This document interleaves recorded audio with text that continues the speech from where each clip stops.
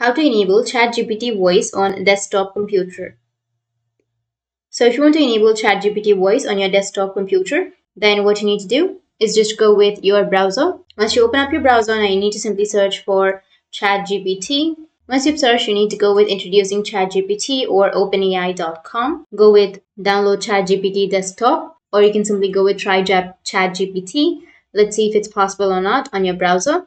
So once you enter ChatGPT, now here on the right side, you will have headphones shaped icon, or you'll have a microphone. But if you don't have the microphone, then it's available in the application. So you just need to simply go back and then go with download ChatGPT desktop. You need to scroll down, and here you can see that on the mobile kind of interface, we have the voice conversations and ask about photos. But on Windows, right here, which is on the right side, we don't have the voice conversations option. You can download for your Mac or Windows, and here you can download for your iOS or your Android. But in Android, if you download it, then you will have the speaker shaped icon or the headphones shaped icon on the right side.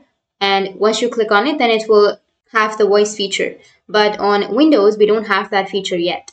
But you can go and give it a try if you want to. Like if it has an update, then you might have that option. But on Windows, we don't have that option yet.